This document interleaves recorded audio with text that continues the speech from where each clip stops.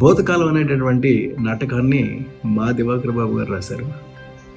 ఆయన ఎంత అద్భుతమైనటువంటి రచయితో మీకు తెలుసు. శుభలగ్నం రాశారు, యమలీల రాశారు, రాజేంద్రుడు గజేంద్రుడు రాశారు. ఒకటి కాదు, ఎన్ని సినిమాలు రాశారు. నాతో పాటు కలిపి ఆయన ఆల్మోస్ట్ ఒక 20 నుంచి 25 సినిమాలు ఈజీగా చేసి ఉంటారు.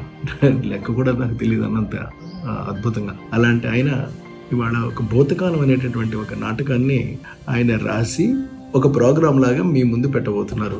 మార్చి 1వ తేదీ నాడు సాయంత్రం 6 గంటల చిల్లరకి రవీంద్ర భారతి అనేటటువంటి ప్లేస్లో. సో ఆ ప్లేస్లో దయచేసి మీరు అందరూ వచ్చి మమ్మల్ని అందరినీ కూడా ఆశీర్వదించమని కోరుతున్నాము.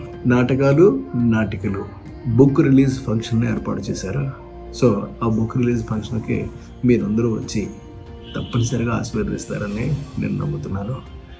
ఇది కూడా రవీంద్ర భారతిలో